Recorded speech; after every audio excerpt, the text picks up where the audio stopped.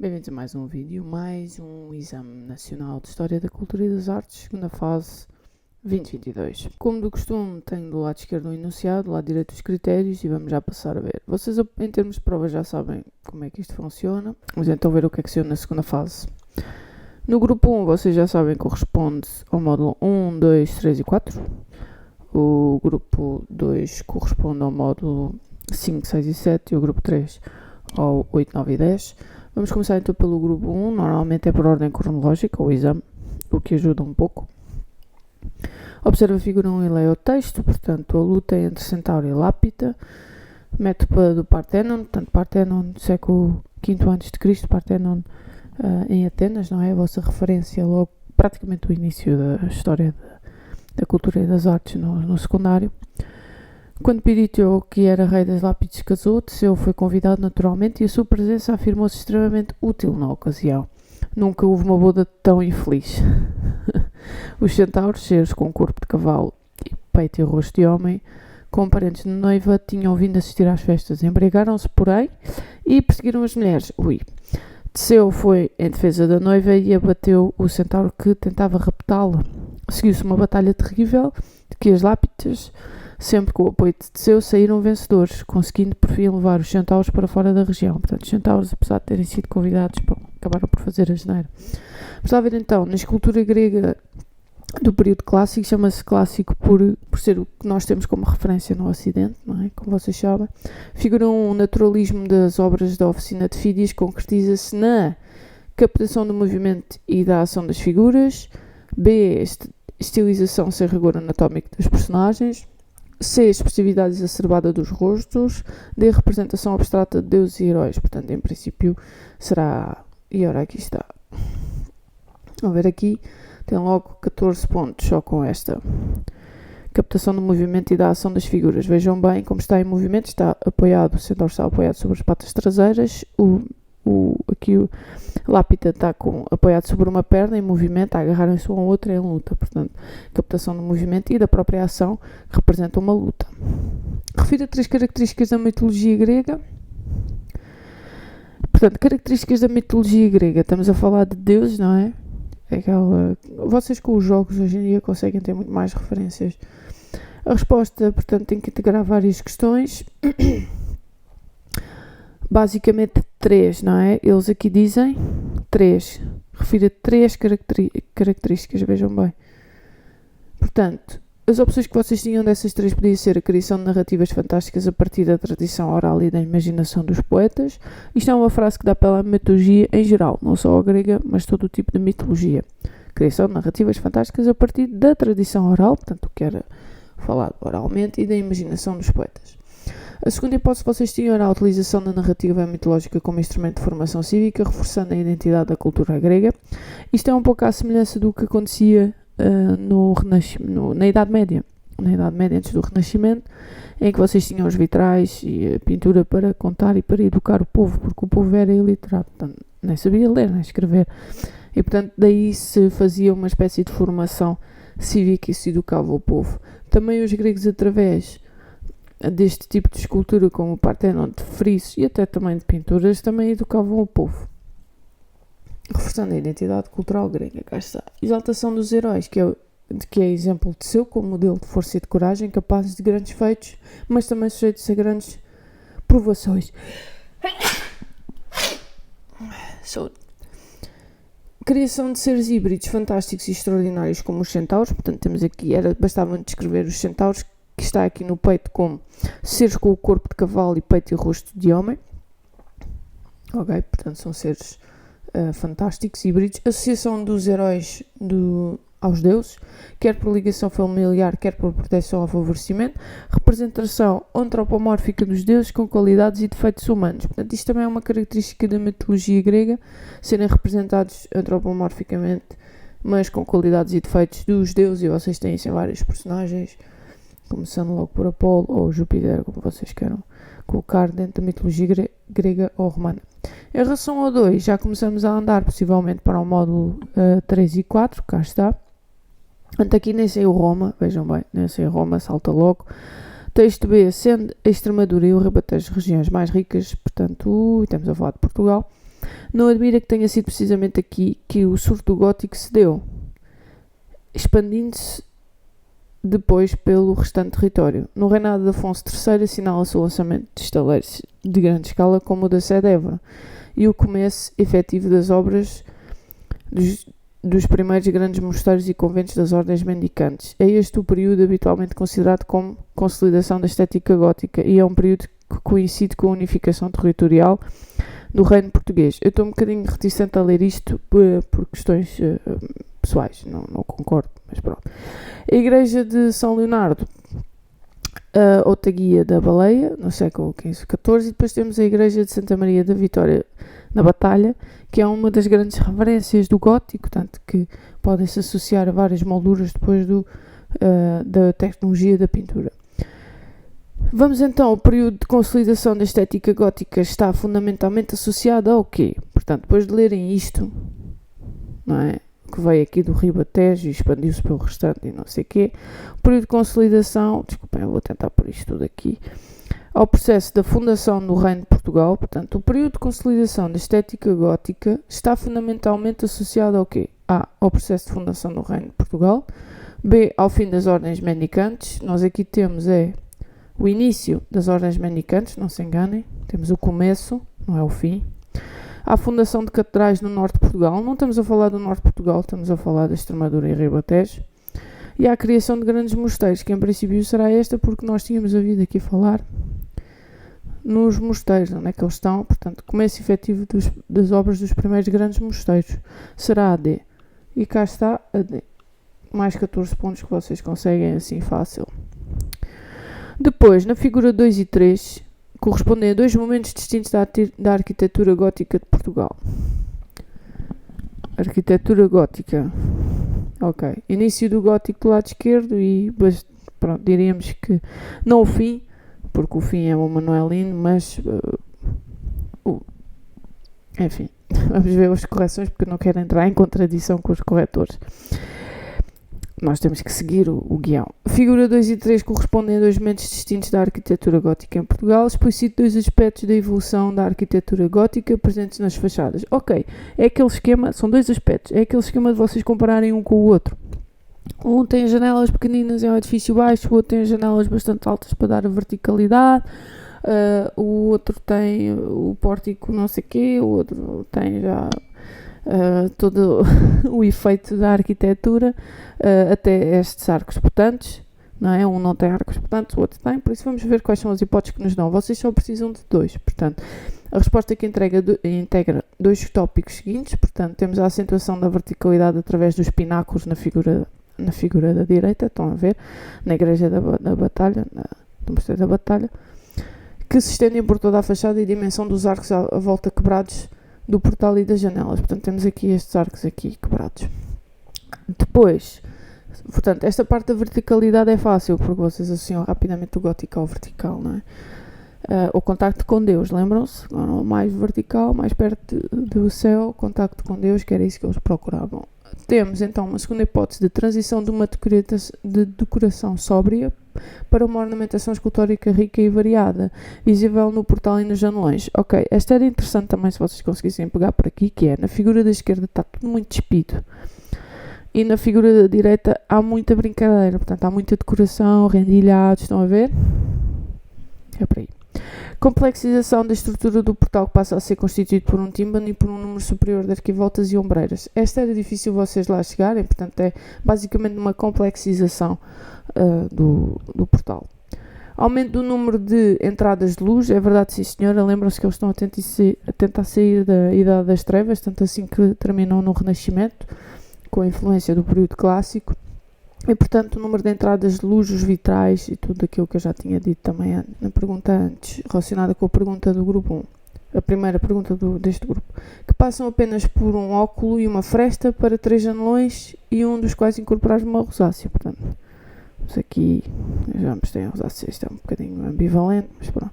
Evolução de um gótico inicial para um gótico com características flamejantes, atenção ao termo, visíveis, por exemplo, no rendilhado das nervuras das janelas. Vocês utilizarem o termo gótico flamejante nesta parte final, era muito valorizado logo pelo corretor, vocês saberem o termo flamejante. Vamos então para o grupo 2, atenção que é módulo 5, 6 e 7. Temos o Sandro Botticelli, O Nascimento da Vênus, 1485, tempera sobre tela. Apresenta 3 características da pintura O Nascimento de Vênus do Botticelli, fundamenta cada uma das características apresentadas com elementos visíveis. Portanto, 3 características desta pintura e vocês têm que associar com o que estão a ver. Portanto, vejam com atenção. Demorem só a observar. Temos uma coxa, temos o mar, temos figuras a voar, a soprar aqui o vento. Diz Nascimento da Vênus. Portanto, a figura do meio será a Vênus, não é? Alguém a tentar tapar a Vênus, não quer que ela se apresente nua, não é? E depois temos aqui vegetação, vejam só. Temos aqui vegetação e é interessante, porque são tipos de vegetações diferentes, não é tudo igual. Isto não é tudo porque apeteceu, não é? Mais força aqui a voar e tudo. Vamos lá então. Apresenta 3 características desta pintura, fundamenta cada uma com elementos visíveis. Vocês precisam de 3 características, portanto serão 3 dos que estão aqui. Valorização do desenho como definidor da forma e dos elementos que compõem a pintura visível na nitidez do contorno. Este tipo de resposta, bastante aleatório, pode-vos ser útil para uma pergunta sobre pintura. Ou seja, vocês mandam o barra à parede. O desenho como definição da forma e dos elementos que compõem a pintura. Contraste, contorno. Figuras bem definidas. Tem logo uma. Se é verdade ou não, normalmente é.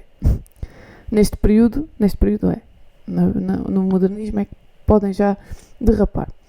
Influência da estatuária clássica, visível na representação do corpo. Portanto, se vocês forem aqui, se lembrarem do grupo 1, portanto, este tipo de figura, e como eu vos disse, o Renascimento é baseado no clássico, e aqui tinham dito que é o período clássico, estão a ver aqui o período clássico. Vocês sabem que o Renascimento é baseado naquilo, e realmente ela parece uma escultura de uma Vênus, não é? Que vocês já têm como referência. Na representação do rosto marcado pela serenidade clássica, é verdade, sim senhor, o Renascimento é muito marcado por esta serenidade clássica, e vocês basta se lembrarem de Leonardo da Vinci. Ou no retomar da figuração do nu, é verdade, sim senhor, atenção que, é tudo verdade, atenção que no período do românico, do gótico, portanto, módulo 3, módulo 4, o nu era muito difícil, se não impossível. Ok? E portanto, quando há o Renascimento, eles retomam os modelos clássicos e os ideais clássicos que eram nus. Portanto, a dedicação ao corpo. E, portanto, temos a figuração da Vênus aqui como nu. Temos uma predominância da linha ondulada, visível na representação das figuras. Portanto, não há figuras estáticas, todas elas estão onduladas. É um tipo de resposta difícil para vocês. Composição caracterizada pela harmonia, em que se verifica uma distribuição equilibrada das figuras, com Vênus a ocupar o centro do espaço pictórico, ladeada por 3 figuras. Ou seja, aqui era vocês descreverem literalmente o que estavam a ver. Nascimento de Vênus. Temos a figura principal ao centro, ladeada por 3 figuras. Tinham logo uns pontos. Valorização da temática mitológica através de uma obra de grandes dimensões. Isto aqui era preciso vocês estarem atentos a isto. E saberem que nós tínhamos vindo de um período que, apesar de tudo, o tipo de pintura não religiosa, que era pouca, era de pequenas dimensões, e portanto aqui as grandes dimensões realmente foi um marco do Renascimento também. Modelação dos corpos através do claro escuro de forma a adotar as figuras de volume. Mais um barra à parede. Temos então uma pergunta 2 do grupo 2, em princípio estamos a andar cronologicamente, e estamos sim senhora, estamos no século XVII, 1621, 1622, com o rapto da Proserpina de Bernini, que é um escultor de referência deste período, não é? Mármore com 2,5 metros. A escultura de Bernini, o rapto de Proserpina, evidencia características do barroco, nomeadamente a expressividade intensa e o gosto inacabado. Isto de inacabado não tem nada. Isto estava bem acabado e bem aperfeiçoado. Esta ia logo fora por isto, mesmo que vocês tivessem dúvidas na primeira parte. B. Perícia técnica e acentuação do movimento. Temos muito movimento, sim senhora. Vejam só, então, a Proserpina, principalmente a Proserpina, o movimento todo que ela tem, não é? Parece estar viva. Está-se literalmente a tentar largar, soltar. Temos rigidez e equilíbrio da composição, não temos rigidez nenhuma aqui. Portanto, se vocês tivessem dúvidas na segunda parte, a primeira não está válida. Teatralidade e serenidade clássica. Isto tem tudo menos serenidade. A figura está a sofrer, há movimento, há ação. Portanto, aqui o que nos leva a pensar que seria o B. E cá está, 2.1, não é? 2.1, B. A pergunta 2. O episódio mitológico que representa em O Rabo de Proserpina é revelador da preferência pela temática. Laica, antecipando a estética iluminista, não parece. Laica, isto não tem nada. Exótica, prolongando o período maneirista, isto de exótico não tem nada. São duas figuras humanas. Católica, dominante no período barroco. De católica isto não tem nada, Proserpina não é católico. E clássico, dando continuidade ao Renascimento, cá está. Só vos esperava, mesmo que vocês não soubessem que era a última, era por exclusão de partes.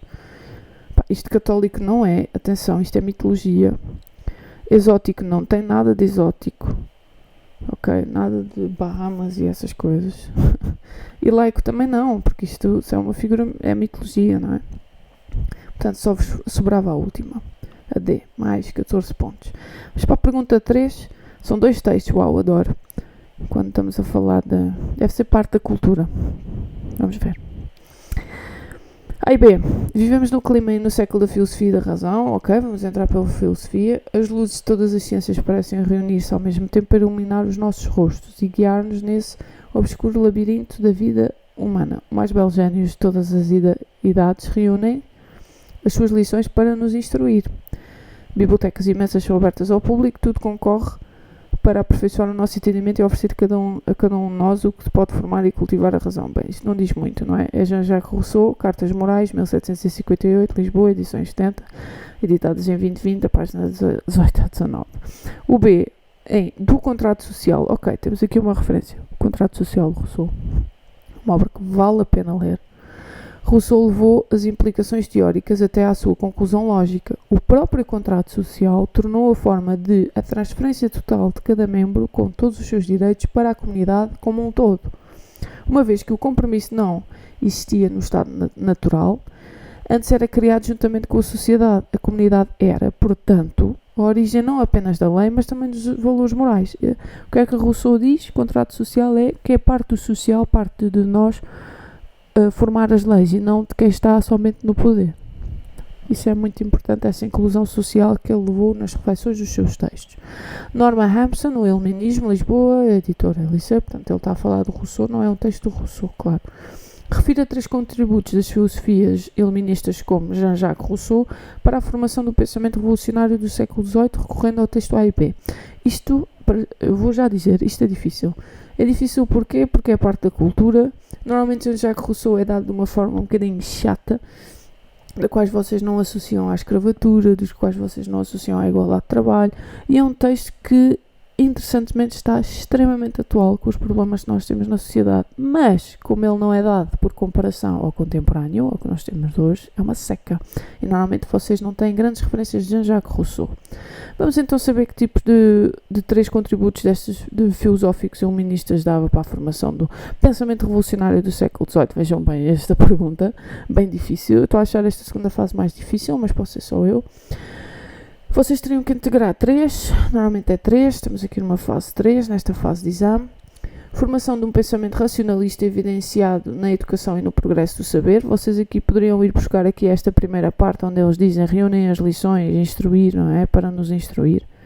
Portanto, educação, o que nós chamamos de educação, mas é ensino, mas nós chamamos de educação em Portugal. Afirmação das ideias e valores iluministas como a liberdade, a igualdade, a separação de poderes ou a tolerância religiosa. Atenção que aqui é o conjunto dos dois, portanto, é o contrato social aqui que está em jogo. São estes, como a liberdade, a igualdade, a separação de poderes, é o contrato social de Jean-Jacques Rousseau. Como eu vos digo, teríamos que ter uma abordagem em aula de um professor que vos desse por comparação ao que acontece hoje, e vocês conseguiam memorizar Jean-Jacques Rousseau, mas como normalmente é dado a seco, é difícil vocês chegarem aqui. Formulação da concepção do contrato social entre os governantes e os cidadãos, a transferência total de cada membro com todos os seus direitos para a comunidade como um todo, essencial para a desagregação do absolutismo. Isto já é uma perspectiva, uma referência histórica do absolutismo nesta época. E temos o desenvolvimento, está aqui uma grelha, de uma reflexão crítica sobre a sociedade e a política da época. E temos, por fim, a difusão das ideias iluministas através da publicação das obras de bibliotecas, como está aqui referido no texto A. Portanto, imensas são abertas ao público, que antigamente não eram, não é? Dos salões e dos cafés, contribuindo para a criação de um ambiente pré-revolucionário. E a verdade, sim senhora, são estas próprias bibliotecas e principalmente os salões que depois vão nos permitir a modernidade, não é? O modernismo e a modernidade. Vamos andar para o grupo 3, que será mais contemporâneo, portanto estamos a falar de módulo 8, 9 e 10, os nossos últimos módulos, e temos logo um Gustave Caillebotte, A Ponte Europa, 1876, vejam o salto, demos um salto num século. Considera as afirmações seguintes sobre o impressionismo, portanto estão-nos a dizer que isto é impressionismo. Muito bem, vamos lá então, uma impressão, não é? Parece que fotografamos este momento, o cão está a andar para lá, quer dizer, o cão estamos a ver o cão de trás a andar para lá. Isto não é nada normal. Pensem em termos de posicionamento histórico nas referências cronológicas da história da arte. Temos um casal a andar, ele próprio está inclinado para ouvir. Temos uma pessoa aqui na ponta a pensar sobre a vida. Portanto, parece que o fotografamos. Considera as afirmações seguintes sobre o impressionismo. A pintura é executada com pinceladas curtas, rápidas e fragmentadas. As pinturas tendem para a desmaterialização, sugerindo estar inacabadas. Os pintores procuram representar o momento exato da observação. Cá está, o momento exato, como se fosse uma fotografia, que era o que eu estava a dizer. Os pintores realizam enquadramentos próximos da fotografia. Cá está o que eu estava a dizer. Os artistas executam rapidamente as suas pinturas para fixar o que vem. Identifica as duas afirmações que podem ser comprovadas através da observação da figura 1. Nós não sabemos se o artista executou rapidamente. Atenção, portanto, isto é rasteira. Esta última é rasteira. E até eu cairia nisto. Executou rapidamente. Porque é com o impressionismo que eles vão para a rua pintar, não é? Eles levam os cavaletes para fora das oficinas. É isso que também marca o impressionismo. Isto é rasteira. Isto é chato. Mas eu diria que é a C e a D. A C e a D, cá está. Portanto, temos a questão da fotografia, o momento exato, a fotografia, fixar aquele momento, não é? Vamos andar para a frente, já sabemos que o impressionismo é a fixação de momentos, e temos aqui, então, uma Aurélia de Sousa, um autorretrato, de 1900, bastante académico, não é? Não fotográfico, mas bastante realista, e temos um Henri Matisse. É pena eles não colocarem as datas de nascimento e morte nos artistas, é uma coisa que me tira um bocadinho de sério. Retrato de Madame Matisse, portanto será a mulher dele, calculo. 1905, portanto 5 anos de diferença, e as dimensões são bastante próximas, vejam só as dimensões das pinturas. Compara as pinturas reproduzidas na figuras 2 e 3. Na sua resposta apresenta de modo fundamentado duas diferenças formais entre as pinturas. Bem, elas são bastante diferentes, não é, pessoal? Vá, esta não era difícil, esta vocês conseguiam. Cor, forma, tipo de realismo ou não é? Vamos lá. Boas, caramba, vocês esta, em termos de desenvolvimento, conseguiam. Portanto, temos que duas diferenças formais. Nem sequer é temática, são forma, pessoal, forma, morfologia. Figura 2, aplicação de cor. Portanto, a figura da esquerda, a aplicação de cor como meio de aproximação ao real. Cá está. Mais realista, real. Figura 3, a cor é aplicada de forma autónoma em relação ao real. Portanto, é inventar, não é? Do lado direito. Temos outra opção que seria, mais outra comparação. Representação do rosto com atenção ao modelado. Portanto, é outra forma de dizer realismo. Mas a dizer modelação. Modelação é criar uma forma. Por contraste, luz, sombra. Não perceber? Na pintura, na escultura, claro, vocês sabem que é a própria modelação. Modelação no termo que nós mais conhecemos. Figura 3, do lado direito, por contraste à atenção ao modelado, seria a representação do rosto sem preocupação naturalista e com acentuação do contorno. Cá está estas pinceladas bem grossas aqui a definir bem o limite da figura. Temos outra opção que seria, do lado esquerdo, a pintura que apresenta volumetria no rosto e no vestuário, volumetria dada por contraste de sombra e luz. E na da direita, a pintura que apresenta uma tendência para a bidimensionalidade, parece quase um stamp, um carimbo, não é? Ao direito. Portanto, seria, não tem tridimensionalidade, tem sim bidimensionalidade, visível na aplicação da mancha cromática, portanto parece que está ali espalmada a figura, esborrachada. Também temos outra opção que seria a figura da esquerda, a distribuição da luz gera grandes contrastes, como por exemplo o contraste entre o fundo negro e o rosto iluminado, sim senhora. Até o próprio cabelo difunde-se com o fundo, reparem bem, portanto, temos, e o casaco vermelho, que sobressai muito do fundo escuro, e a carnação bastante clara. Ao contraste que na figura 3 da direita a luz é distribuída de forma tendencialmente uniforme por todo o espaço pictórico, apresentando pequenas zonas de sombra, portanto, eu diria que nem sei bem se a luz está daqui da direita ou se está da esquerda, não é? Mas que há aqui uma pequena sombra aqui na roupa e no cabelo, há uma tentativa de sombra, não é? E ali no fundo, portanto, diria que a luz está do lado esquerdo por causa da sombra ali do fundo, mas pronto, realmente não se percebe. É bastante uniforme. Na figura da esquerda, por último, não é? A pintura aproxima-se de uma estética académica, tal como eu tinha dito, não é? Um estilo mais académico. Estes termos académico é tipo da escola, levarem a escola ao rigor, sabem? Não sair da caixa. É nesse termo académico que nós utilizamos. Na figura 3 da direita, a pintura constitui um exemplo de experimentalismo, portanto o artista esteve a experimentar com características das vanguardas do início do século XX. Atenção que vanguardas e impressionismo são termos bastante diferentes, e há professores na universidade que escrevem sobre isso, mas pronto, aqui utilizaram o termo vanguardas, vocês poderiam ter utilizado o termo modernismo, características do modernismo do início do século XX, também era aceito. Vamos então continuar para a pergunta 3, temos aqui o conjunto documental, uma igreja paroquial do Campo de Lisboa, temos o Porfírio Pardal Monteiro com a igreja Nossa Senhora de Fátima em Lisboa, não é? Ao pé da Universidade Nova, e temos no Portas e no Teutónio Pereira a igreja do Sagrado Coração de Jesus em Lisboa também.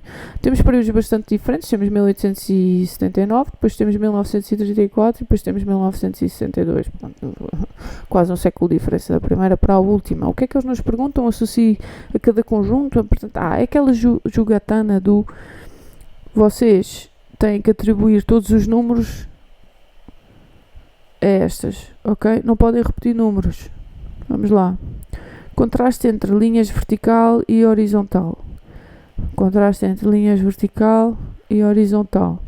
Eu diria que é B, mas não sei. É B, sim senhora. Cá está, não é? Depuração ornamental. Depuração quer dizer que não tem. Eu diria que é vocês poderiam ornamental, esta tem, não é? B, A e a C, em que A ainda tem aquela cruz, ainda tem uma rosácea. Diria que é C. É 2. C. Cá está. Já sabemos que a 3 também é, porque a exposição dos materiais de construção do botão. Portanto, é grosseirão, não é?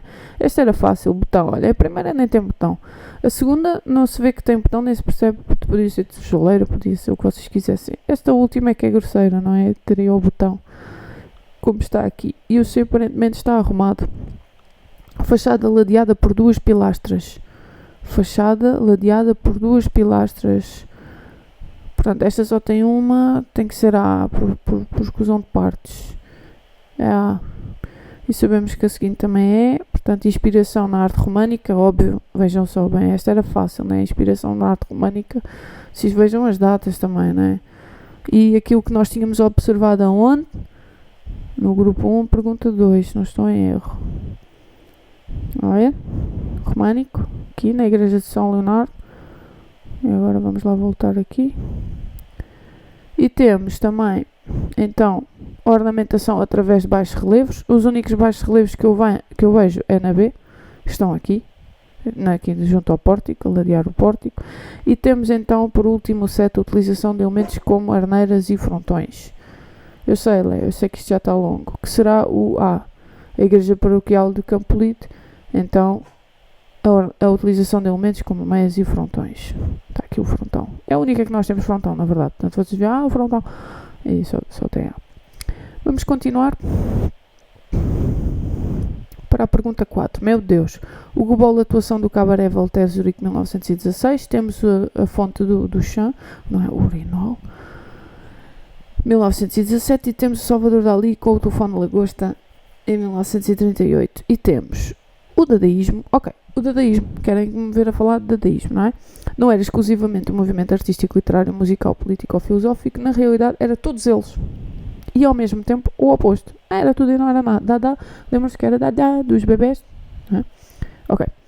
Anti-artístico, provocativamente literário, divertidamente musical, radicalmente político, mas antiparlamentar e por vezes simplesmente infantil, não é? A questão do dada. Ok. Nas décadas que se seguiram, o dadaísmo foi revivido vezes em conta, acima de tudo como atitude mental. Elgar, dadaísmo antes de Dada lá estava Dada. Ok. O que é que aconteceu aqui ao texto? Analise a influência que o dadaísmo exerceu sobre a arte do século XX, recorrente portanto, vamos recorrer a estas imagens e ao texto e abordar os seguintes temas: ruptura dadaísta, contributo para outras correntes artísticas. Na análise, contempla um total de 4 aspectos relativos aos temas acima indicados. Este exame é definitivamente mais difícil. Portanto, temos ruptura do dadaísmo e os contributos para outras correntes. Ok, ruptura e contributo para outras coisas. Temos que 4 aspectos. Ok, então temos como hipótese, em relação à ruptura, temos surgimento de uma atitude provocatória e de nonsense, de que são exemplos as ações públicas do Cabaré Voltaire. Negação dos conceitos e dos valores da arte e da cultura da época. Está no texto, portanto eles não dizem aqui que negavam, mas opunham-se. Sacralização do objeto artístico. Isto era vocês lembrarem-se da questão dos ready-made, não é? A sacralização é o termo que nós utilizamos para o dadaísmo, não é? Pela apropriação de um objeto comum como sendo um exemplo artístico, portanto era o seu contexto, retirá-lo do seu contexto e dar-lhe um novo significado. Desacralização. Aplicação pelos dadaístas de diversas técnicas combinatórias, tais como colagem, assemblagem, fotomontagem, entre outras. Atenção, as fotomontagens eu percebo, mas as outras poderá se confundir com o cubismo. Portanto, não concordo. Intervenção artística marcada pelo confronto com valores políticos e sociais dominantes. Caramba, isto sim é uma ruptura, porque antes os artistas até aqui estavam bastante concentrados no desenvolvimento propriamente artístico e não que a pintura tivesse, como o neoclassicismo voltou a ter uma crítica social, etc. Não é fácil, esta pergunta não é fácil. Contributo para outras correntes artísticas. Portanto, para onde é que ela vai influenciar, não é? Para outras escolhas das temáticas provocatórias da defesa da autonomia criativa e do recurso ao inconsciente, evidenciando a influência do dadaísmo sobre o surrealismo. Portanto, esta questão do inconsciente era vocês se lembrarem do Dalí e obras do Dalí. Portanto, quando vocês têm este tipo de imagens, se vocês veem alguns nomes, o Duchamp e o Dalí tentarem se lembrar de outras obras para além das que estão no exame. Valorização do processo criativo em detrimento da obra final e desvalorização da obra e das propriedades estéticas do objeto artístico, aproximando a arte conceptual do dadaísmo. Apropriação estética de um objeto que é deslocado do seu espaço usual para um espaço artístico onde adquire novos significados, aproximando a pop art do dadaísmo. Portanto, esta questão seria a fonte do Duchamp e a questão do pop art é chato. Esta pergunta é chata. Isto vocês tinham que ter estes últimos módulos, esta última parte da matéria muito bem consolidada. Confesso que achar este exame bem mais difícil. Continuação da utilização das estéticas dadaístas como colagem, assemblagem, fotomontagem, raia, grafos, que irão ser retomadas pelo surrealismo e pela pop art. Sim, pela pop art, maioritariamente. Influência das intervenções dadaístas no desenvolvimento das modalidades da arte-acontecimento, como o happening e a performance. E depois, mais tarde, o land art, não é? Sim, o dadaísmo foi uma quebra, é uma quebra interessante, é um marco na história da arte e que vai influenciar várias correntes posteriores. Não é fácil, eu acho que a arte contemporânea não é fácil. Temos uma última pergunta para desenjoar. Temos superfície lunar durante a missão do Apollo 11. 1969, fotografia de Neil Armstrong, e temos um texto. Nos primeiros 6 meses da presidência de Nixon, dos Estados Unidos, preparativos americanos para uma viagem à Lua monopolizaram a opinião pública americana e prenderam a atenção de milhões de telespectadores. A lunagem teve lugar no dia 20 de julho de 1969, era o início de uma nova era na exploração espacial. Portanto, qual foi o marco cultural que isto teve na humanidade? Não é? Os Estados Unidos estavam empenhados nos anos 50 e 60 na exploração espacial, o que se insere na competição económica com a China, no contexto da Guerra Fria, na cooperação com a União Soviética, era tudo menos cooperação nesta altura, no programa tecnológico da ONU, eu diria por exclusão de partes que se no contexto da Guerra Fria. Portanto, havia uma luta, uma corrida ao espaço entre os americanos e os russos, ganharam os americanos. Seria a pergunta B, cá está. A transmissão em direto pela televisão da chegada do homem à Lua, isto é que é inédito nos anos 60. Eu sei que para nós é muito óbvio, mas na época não era. A transmissão em direto da televisão, portanto, dos momentos da chegada do homem à Lua, testemunha a importância dos mídias na sociedade contemporânea, o desenvolvimento da globalização na economia, a capacidade da rede de comunicação e internet. Ainda não estamos a falar de internet aqui, estamos a falar de televisão. Isto é para vos confundir, porque vocês, como já veem televisão na internet, colocam isto aqui. O mediatismo da sociedade de consumo. Não estamos a falar de consumo aqui. Portanto, será a ou a B, a importância dos mídias na sociedade contemporânea, ou o desenvolvimento da globalização na economia. Como nós não estamos a falar propriamente aqui de partilha de bens e de movimentação de bens, bem que os mídias podem ser considerados enfim... Eu diria, por exclusão de partes, a importância dos mídias na sociedade contemporânea, exatamente a transmissão em direto pela televisão da chegada do homem à Lua. Portanto, os mídias passaram a ter um impacto muito maior e é isso que nós temos hoje. Temos até pessoas em direto a transmitir horrores, não é? Como não temos visto. Seria A, cá está. Temos uma última pergunta, ou 6. É um exame um bocadinho grande, não é? Pina Bausch, Café Mulher, 1982, uma fotografia de Silvia Lely, da Arte, que é engraçado, corrido muito. Completa o texto escolhendo as opções adequadas para participar. Vamos lá ver, uma mulher aqui de branco, no fundo muito escuro, com cadeiras aí todas colocadas, café molé, portanto um café, com mesas e cadeiras, ok, ela está ali. Muito bem, vamos lá. Na dança contemporânea, ok, estamos a falar de dança, pessoal, não estamos a falar de performance, estamos a falar de dança, especificamente dentro da arte performativa. A artista alemã Pina Bausch desenvolve uma proposta que funda o quê? A música, a obra ou o teatro? Eu acho que é o teatro. Não é? O teatro, não é uma coisa teatral. Temos um stage, não é? Um palco, etc. Com a dança, cá está. Portanto, dança não podia ser, música é óbvio e ópera não a vejo a cantar. Vamos pôr o 3. 3. Em Café Mulher, peça criada em 1978, o realismo, a estilização, a fantasia, estilização e fantasia não. O realismo, não é? Do cenário contrasta com uma representação simbólica numa coreografia em que as personagens deambulam entre as mesas e cadeiras. Portanto, o realismo. Deambulam, processo marcado pelo quê? Pela ausência de música? Pela leitura dos textos, pela repetição dos gestos? Bem, a ausência de música não faz muito sentido. Leitura de textos, não estou a ver papéis. Vamos para a repetição de gestos, que é o 3. Muito bem, o 3. E ainda a obra constitui assim, para muitos espectadores, um happening, uma alegoria, uma sátira, sobre a solidão ou a falta de afetividade e de comunicação entre as pessoas. Deve ser uma alegoria, um happening, é um happening sobre solidão e falta de comunicação entre pessoas. Ou uma sátira, também podia ser uma sátira. Esta rasteira, vamos ver o que é que eles colocam. 2, uma alegoria. Bem, esta era tipo throw da barra at the wall. Bom, chegamos ao fim. Uau, adoro quando é esta palavra. Vocês têm as cotações todas. Espero que vos tenha corrido melhor para aqueles que foram repetir o exame. Eu acho este exame mais difícil do que a primeira fase. É a minha humilde opinião. A minha ignorante opinião. Espero que este vídeo tenha sido útil até para vocês treinarem o próprio exame. Mais um vídeo que fica com a segunda fase de 2022, a prova 724. Boa sorte a todos, boa continuação e até o próximo.